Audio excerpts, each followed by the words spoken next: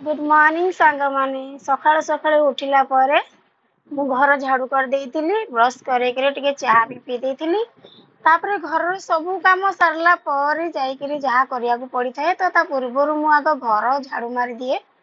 उठू उठू मु आग मुंह धोई दिए मुंह धोई देकी ब्रश कर दिए ब्रश करी घर झाड़ू मार दिए तापर चाहा टिके कर दिए चाहा कर दी चाहा पीबार से जो मजा सेटा सकाळे ही मु नहीं था कहीं मु टिके सकाळू चाहा न पीले मते जमा भल लागेनी तो सर्वप्रथमे हूँ मु चाहा पीबी तापर सकाळू चाहा पी सारा परे सेठी भात बसई दे था कहीं सकाळू सकाळू रांधि सारा परे मोर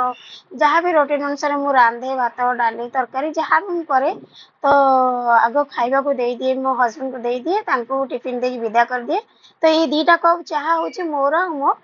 स्वामी आम दी जन मिसिकी पिऊ मो पुओ मामू घर बराबर रहे तो मामू घर ताको भल लगे एबे तार मेट्रिक सरी जाइए तो +2 स्टार्ट होती तार तो एबे तो फॉर्म फिल होनी एपर्यंत तो फॉर्म फिल हेले जाइए से कॉलेज गले हेरी ता संगे लास्ट धीरे धीरे टिके टिके वीडियो करबा स्टार्ट करबी तो एठी मु स्टार्ट कर देथिली घर सखाळर रांधा जे कि गोटे बेसर आलू टमाटो पकेइकरी गोटे झोल कर देथिली काहे सब डाली फाली खाया भल लगे तो से मुझे बेसर झोल कर देथिली आउ पतला पतला आलू काट देथिली जल्दी करिवार थिला बहुत लेट भी हो जाइथिला उठिबार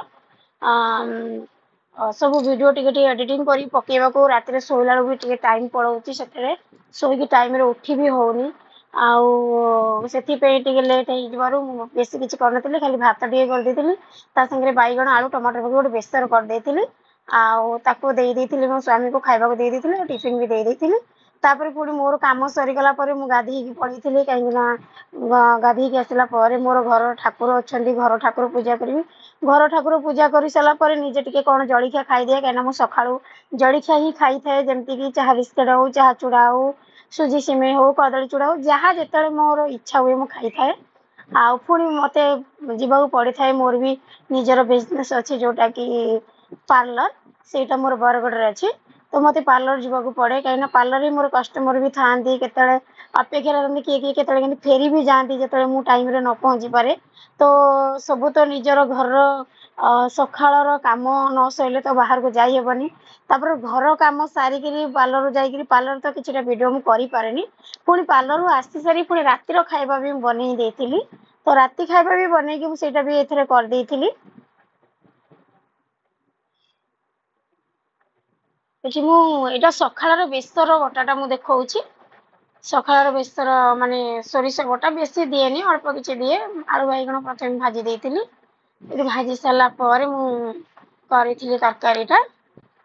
अल्प टिके भाजिले कौन कि कंचा परिवार बास्नाटा रुहेनी तो से मुझे भाजी दे आपण मैंने केमती करती मु तो जानी मुझे करे मु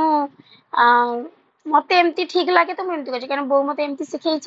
तो मुझे करे आपण मैंने केमती करती मत भी शेयर करतु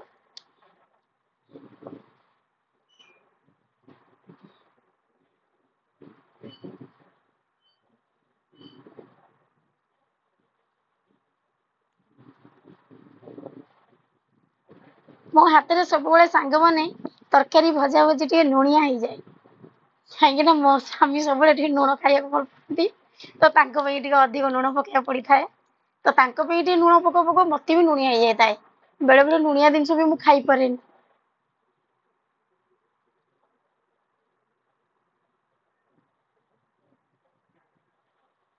तो ये मोर टिके हल्का बेसी समय भाजेनी कहीं सोरिष बटाटा टे पितकुड़िया हो जाए तो ये पानी दे देती बाढ़ी देती खाइबा को टाइम हो जाता ना 8:30 ऊपर हो जाता सका 8:30 सुधा मोर रोसे सरी जा दरकार सका 8:30 भितर मुझे एतक रोसे सारिकी बेसी किसी कर खाली भात तरकारी करी बेसी किसी सका कर भी पारे से गोटे जोड़े ही करें सैलापर यहाँ राति मु आलू सीझे देती कहीं भात सका रखी वर्षा होता तो वर्षार कि आनी है ना तो मु आलू रखी आलू सीझे देती प्रेसर रे 2टा सीटी दे देती गरम मसला बाटी देकर पियाज रसुण गरम मसला बाटी देकर मु मोर आलुदम टिके कर देइथिली आलुदमटा हाँ सांग माने आलुदम पेगा मु जतरे मसला बाटुथिली तो सेही समय मो हाथ रे फोन थिला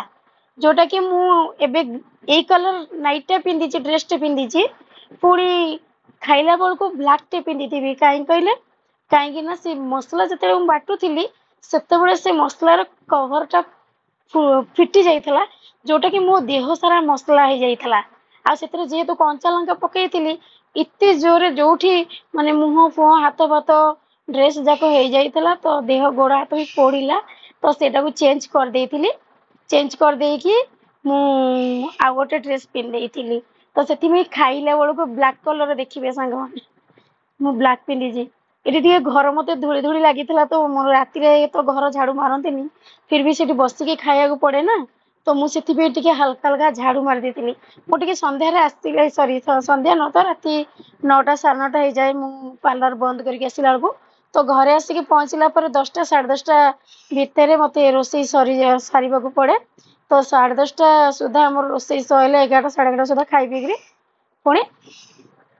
ଶୟନ ମାନେ ନିଦରେ ଶୋଇ ପଡିବାକୁ। ପୁଣି ସକାଳୁ ଉଠିଲେ ପୁଣି ସେଇ ନିଜର କର୍ତ୍ତବ୍ୟ କରିବ। ସେଇ ରନ୍ଧା, ଆମର ତ ସବୁଠୁ ବଡ ଡ୍ୟୁଟି ହଉଛି ରୋଷେଇ।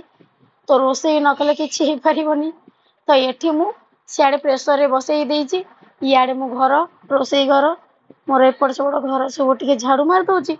ତା ଭିତରେ ମୁଁ ଟିକେ ମସଲା ବସିଲି ରେଡି କରିବି। ମସଲା ରେଡି କଲା ଭିତରେ ମୋର ଆଳୁ ସିଝି ଯାଇଛି। ତ ଏଠି ମୋର ଆଳୁ ସିଝି ଯାଇଛି, ଏଠି ମୁଁ ମସଲା ଏବେ ରେଡି କରୁଛି।